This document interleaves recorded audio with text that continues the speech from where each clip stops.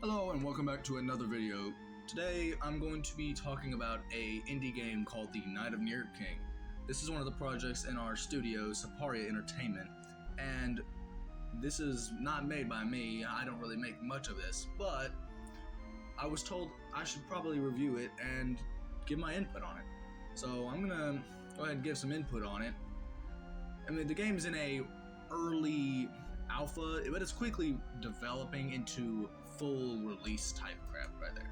But yeah, it's a very interesting story, and it's kind of like Zelda. You can imagine that, and just go around and you collect stuff, and you have several goals, and there's a story to follow, and you have inventory. There's a party system, and there's plenty of enemies to fight. This game was crafted with quality in mind, as some games nowadays don't really follow that idea.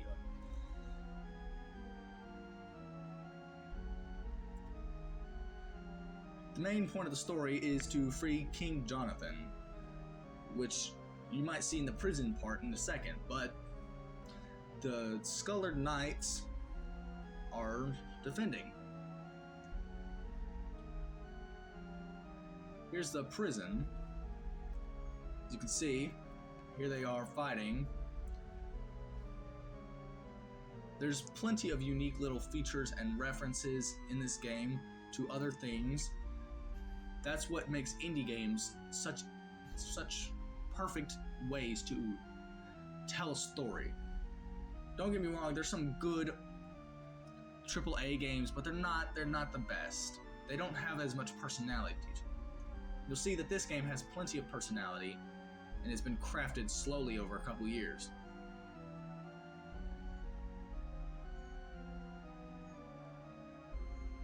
You'll see there's plenty of paintings on the walls to reference future games that we have in development, and there's a ton of things that need to be fixed. This game is, I would say, halfway there. It looks to be pretty far along though, and there's definitely some things to be added. The enemy AI is a little bit kooky, but surely enough it'll be fixed before the end.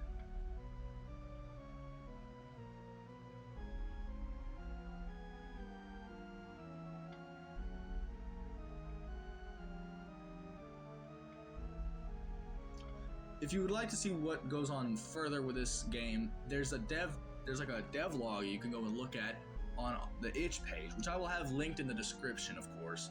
That way you can, if you are interested enough in this game, you can look at it and investigate, see what you want to play with it. I don't know. If you want to see what's added, you want to see what's going on, you want to see how close it is to release, the itch page will be linked.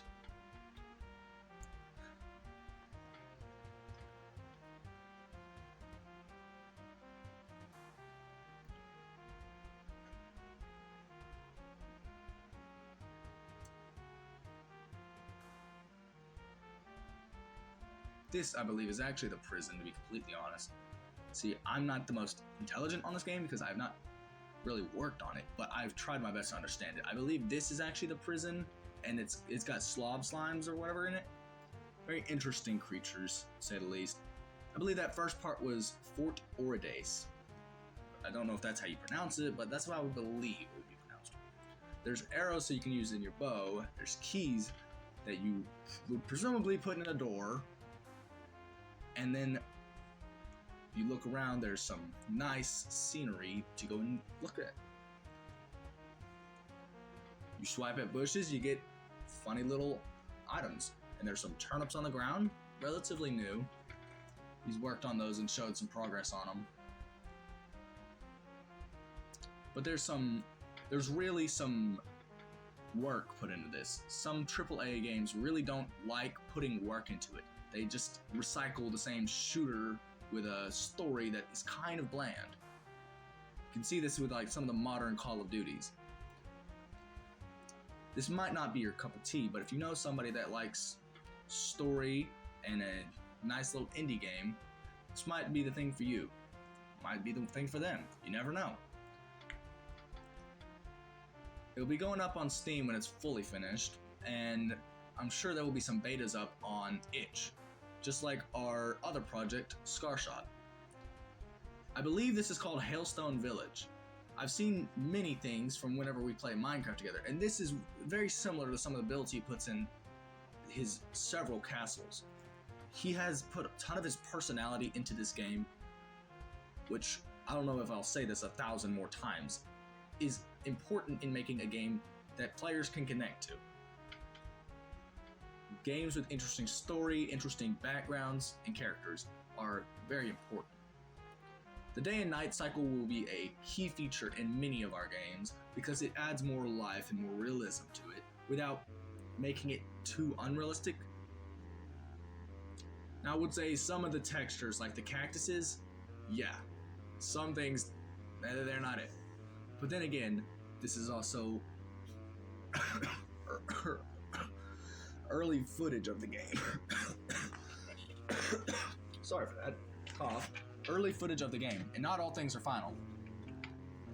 You'll see plenty of enemies, quite seriously, roaming the planet, and they are either challenging or just plain out easy.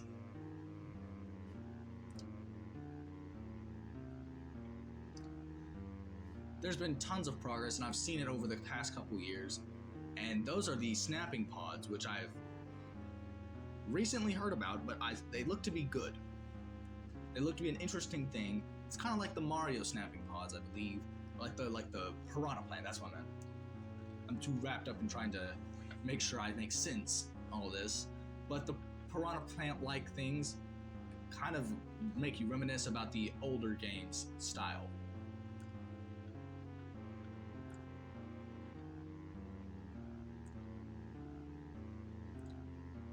Now, I'm not quite sure why there's still shadows at night, because most of the time shadows aren't really like prominent at night. Yes, I know. I'm not a scientist, but like shadows aren't necessarily prominent at night because it's most of the time dark.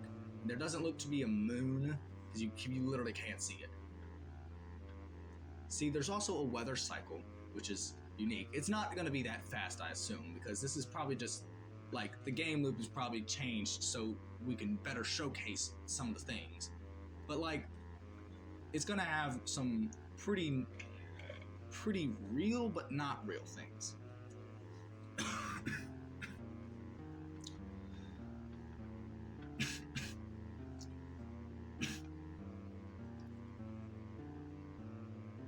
I do believe those enemies that he's been killing with like the red eyes and the red clothes,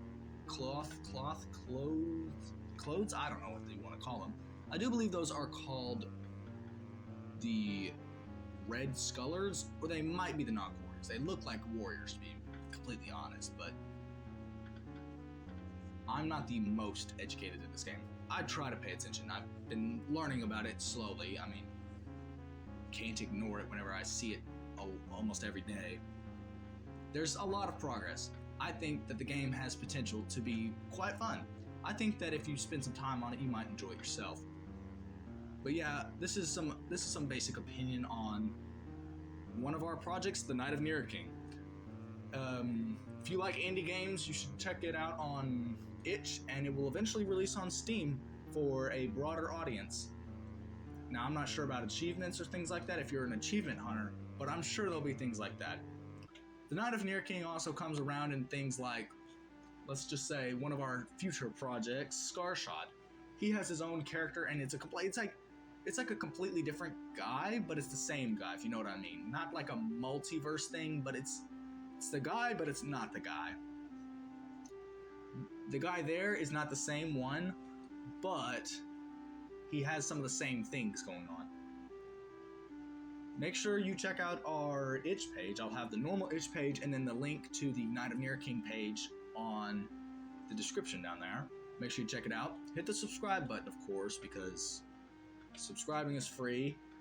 Of course, why wouldn't it be? Hit the like button if you enjoyed the video, and yeah, that's pretty much it.